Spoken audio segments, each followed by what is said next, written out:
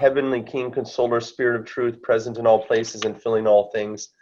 The treasury of blessings and the giver of life, come and dwell within us, cleanse us of all stain, and save our souls, O good one. Welcome back to our participants for our gospel reflection for the Byzantine lectionary, which presents to us a theme which is central, or say most important, foundational to Christ's entire ministry. And it is always good to return to this theme, which is the fact that Christ's ministry is very simple: to come to save us from death, which is separation from God, and to give us the possibility of newness of life. We enter into this theme deeply, seeing the results of death and sin and separation from God, and also the possibility, as St. Paul experienced, of that newness of life that we gain through holy baptism. So let's jump right in here to the Gospel of Luke. The Gospel of Luke, chapter 8. The Gospel of Luke, chapter 8. Gospel of Luke, chapter 8, verse 27 through 39. At that time, when Jesus came to the country of the Gerasenes, there met him a certain man who for a long time was possessed by a devil, and wore no clothes, and lived in the tombs, not in a house. And when he saw Jesus, he fell down before him, and crying out with a loud voice said, "What have I to do with thee, Jesus, Son of the Most High God? I pray thee, do not torment me." For he was charging the unclean spirit to go forth from the man. For many times it had laid hold of him, and he was bound with chains and fetters and kept under guard. But he would break the bonds asunder and be driven by the devil into the desert. And Jesus asked him, saying, "What is thy name?" And he said, "Legion," because many devils had entered into him. And they entreated him not to command them to depart into the abyss. Now a herd of many swine was there, feeding on the mountainside. And they kept entreating him to give them leave to enter into them. And he gave them leave. And the devils came out from the man and entered into the swine. And the herd rushed down the cliff into the lake and were drowned. And when the swineherds saw what had happened, they fled and reported it to the town and in the country. And people came out to see what had happened. And they came to Jesus and found the man from whom the devils had gone out sitting at his feet, clothed and in his right mind. And they were afraid. And those also who had seen it reported to them how he had been saved from legion. And all the people of the Gerasene district besought him to depart from them, for they were seized with great fear. And he got into a boat and went back. But the man from whom the devils had gone out prayed him that he might remain with him. But Jesus sent him away, saying, "Return to thy house and tell all that God has done for thee." And he departed, proclaiming throughout the whole town all that Jesus had done for him. Father, help us jump right into the text here in the midst of the Gospel of Luke. Where exactly does this story fit in to Jesus' Galilean ministry? This is in the latter part of Jesus' ministry. We're not quite at the end yet, but we're coming close to it. Just to see how close we are, it's in chapter 9 that we're going to hear about the transfiguration, which is part of the next half of the gospel. That's the movement toward Jerusalem. So we're coming to the end here of Jesus' ministry in Galilee. You know, I gave a whole series of talks once called "Driving Out Demons," because this idea of Jesus's encounter with the demons and death itself is so critically fundamental to his ministry. In fact, you'll remember in the synagogue in Capernaum, where we visited so many times, that's the first thing Jesus did when he went to Capernaum. Is he went into the synagogue, he met the demoniac, drove out the demon. Here he crosses the Sea of Galilee and again meets those who are oppressed by a foreign power under the dominion of the devil himself.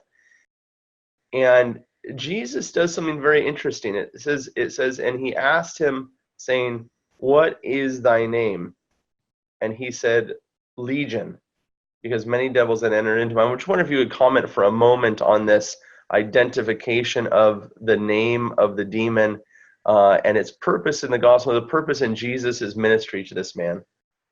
Sure. The naming, having someone's name in the ancient world is to have control or power over them. It's very natural. Like in, if you think of a crowd of people and there's one individual you want to get their attention.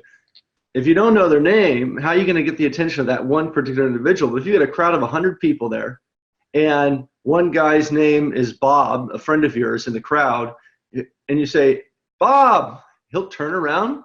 "Bob, come here," and he'll turn around, come to you. So the having someone's name is just in a very natural experience. We know to have some sort of control or ability to direct someone.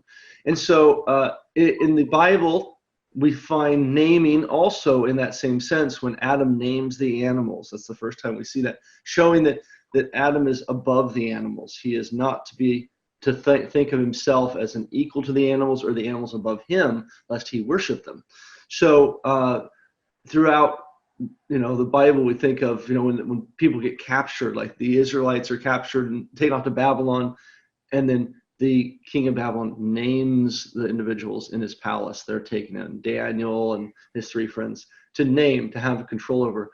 So in the ancient world, also even among the pagans, they understood this, and they thought that if you had the right name of a god, if you knew the name, a special secret name of a god, you could actually control them as well. This all goes back to that same idea, what I said of calling to the guy in the crowd. You have some sort of control over them. You can direct their attention, if nothing else. We find also in exorcisms, which is what we're seeing here. This is the first Christian exorcisms. Jesus is doing this. And even unto today, exorcists, one of the things they do is they ask the demon their name. And now they've got the name of that demon, and now they have some direction over them and some control. And then, of course, the exorcism proceeds. And so this is what we're seeing here. Jesus asked their name. The result of this whole, the story itself seems to, be fairly, there's not a terrible amount to say about it as far as what happened. Jesus encounters this boy who's under the control of the evil one. He frees him from that dominion. But then a strange thing happens.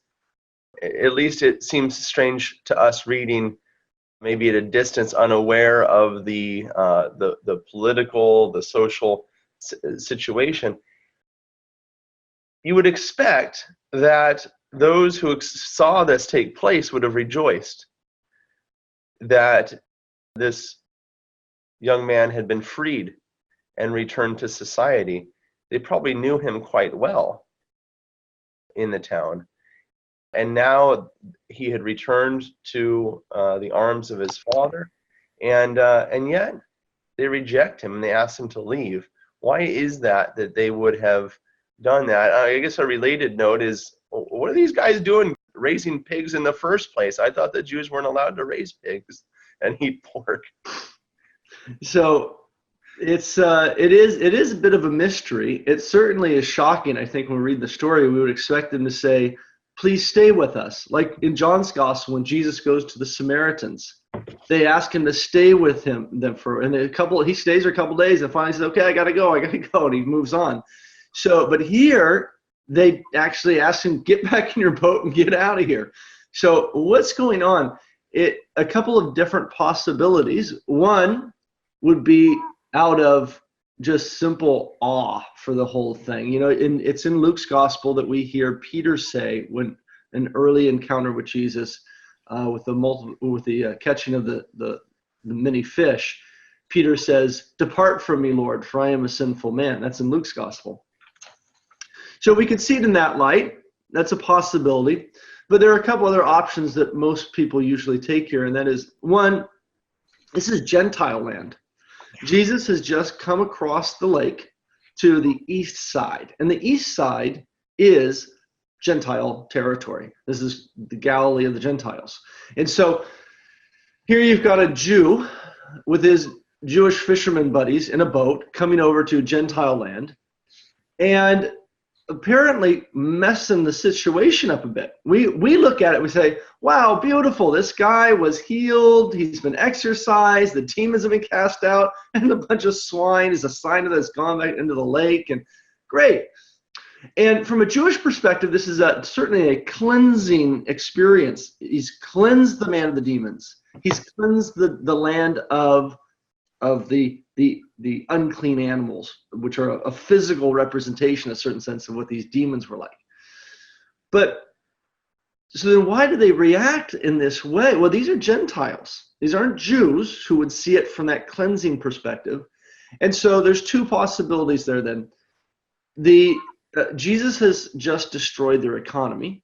This village, these are the swine herds, plural. The herders of the swine were out there with multiple flocks or herds of these swine, and then they all rushed into the sea. The people of the village that are relying upon these swine for their economy, they're selling these animals and eating them, everything just was destroyed. Their economy just crashed. And so one possibility is Jesus is uncomfortable. Jesus is uncomfortable. His presence is uncomfortable for them because he has just destroyed their material well-being. At least they think so. And so get out of here. You're a troublemaker. Get out of here. And then another possibility is related to that is these are Gentiles. And if they're Gentiles, they're pagans. And so Jesus has also just certainly made a mess of their religious situation. St. Paul says that what the pagans worship are demons. The pagans worship demons. He gets this from the book of Exodus and from the wisdom literature. And then also, and he states this in 1 Corinthians chapter 10. He says, this is what they do. When you go to a pagan temple and you see an idol of Zeus or Venus or whatever, those may be no gods, as he says in other places. These are not gods, you're right. But they are demons. There are demonic personalities behind each one of these pagan images. And when you go into that temple thinking, oh, no big deal, as a Christian thinking, I can walk into the temple of Zeus because I know that Zeus is no god. He says, well, you're right. Zeus is no god, and so you should not fear Zeus as a god. But you don't want to be eating the food that's been offered to Zeus, as tasty as it might be. They were like restaurants in that ancient world. Because Zeus is a demon. And if you eat meat that's been offered to Zeus, then you're participating in a sacrifice to a demonic personality. And that is something you don't want to be participating in. I think certainly there's maybe a message even for our festivities of America here. I think a very deep and timely message. I was just looking at this gospel, and if we just look at the way this situation is described, it says, for many times the demon had laid hold of him, and he was bound with chains and fetters and kept under I but he would break the bonds asunder and be driven by the devil into the desert. I think also oftentimes we're reading these gospel passages, and I've said this before, we just kind of like become on this kind of comatose, Bible words. This is a real person, this boy here, who's been taken away from his family, and we see in a very physical, very tangible way the result of sin, what separation from God looks like, what evil looks like, very much. The guy's living, if you will, if you can call it living, in the tombs. He's living among the dead. And as you said, how appropriate this is, how timely this is today. I was reading some of the church fathers in preparation for our time together, and Cyril of Alexandria says, in great misery and nakedness, he wandered among the graves of the dead. He was in utter wretchedness, leading a disgraceful life. He was a proof of the cruelty of the demons and a plain demonstration of their impurity. Whoever they possess and subject to their power, At once they make him an example of great misery, deprived of every blessing, destitute of all sobriety, and entirely deprived even of reason. And you mentioned, and I just said that how timely this is, because in a few days, couple of weeks, our society in America will engage in this kind of Western so-called festival, Halloween, which we see all over the place now in the stores and so forth, of these goblins and demons, if you will, that are hanging from the stores. And we go and we take our children and we go and say it's okay for them to play around and even get dressed up like the children of the demons. How far this is from Christianity. Christ has come to confront death, as we saw recently in the beautiful gospel of the raising of the widow's son, the boy that had died there in the city of Nain. Jesus has come to confront death, to destroy its power, to drive out this demon from this man and give him the possibility of a newness of life. And this is the whole purpose why Jesus came. And yet, so many of our families, so sadly, go and kind of play around. And you say, Father, okay, it's all right. One day they go and they have fun, they knock and they trick or treat and they get the candy. Do you see what we associate? I'm sorry, I'm getting a little bit away from the text now and maybe a little further than we normally go in our gospel reflection, but I think it's appropriate in this case. The children make associations, maybe not even fully rationally. But we set up situations in which we want them to experience good things in a way that is enjoyable. We don't want to make the truly good things in their life to be something they dislike. I remember Father Charles Abudi always liked to go around the church hall with some Tootsie Rolls in his pocket.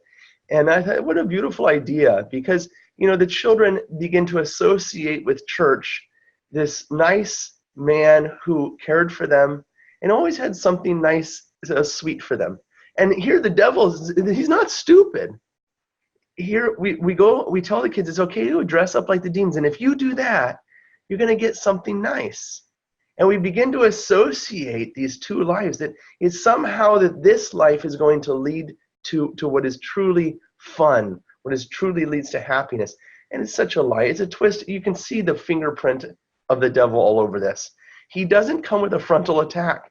He just twists the truth. He twists the truth. And by twisting the truth, he draws us in until we become, in some sense, happy to be like this man living among the tombs. I don't think I need to go any further with it, but I would say to those that are participating tonight in our Bible study here today, be careful. Be careful what we're doing, what we're playing around with, because if we are Christians, then we have been given a newness of life. And that newness of life leads to truly a new way of life, new actions of the Christian. St. John Chrysostom says, those who pursue this new creation will enjoy peace and goodness and truly deserve to be called by the name of the true Israel. But those who oppose it, even if they have been born of Israel and carried Israel's name with them, have fallen away from Israel and from that name and family. For those who can truly be Israelites are those who keep this rule, abstain from the old ways, and pursue what belongs to grace. And maybe we conclude with this point, is that how far off the mark Luther was in trying to claim that the works of the law were the actions of the Christian. That somehow that the works of the law were simply this general condemnation of Christ and St. Paul of all human works. Of course, he saw us as Calvin, a good follower, student of Luther, really ultimately interprets him, that we are corrupt through and through, completely, and therefore our actions can never lead to the kingdom of God. How far this is from the biblical concept, and as St. John Chrysostom points out, we abstain from the old ways, but not abstaining from works altogether. No, as St. Paul says in Galatians, We are now raised up to a newness of life through baptism, that we might pursue what belongs to grace, as St. John Chrysostom says. That the action of the Christian is, as you said, the actions of the true Israel of God. They are the actions of Christ himself. As St. Paul says, it is no longer I who live, but it is Christ who lives in me. That every action of mine may be filled with the grace of God and may be in itself life-giving, which is why maybe come to a conclusion here with this situation that we face in the next few weeks in our society is so dangerous. To entice the Christian to somehow be convinced that he will find joy and happiness through actions which are contrary to the actions of Christ. We are made a new creation for, a newness of life which results in a life of loving communion with God and loving communion with those around us. And no other type of life and no other type of action can lead to happiness and to eternal life. Christ our God be glory, both now and ever and unto ages of ages. By sending down the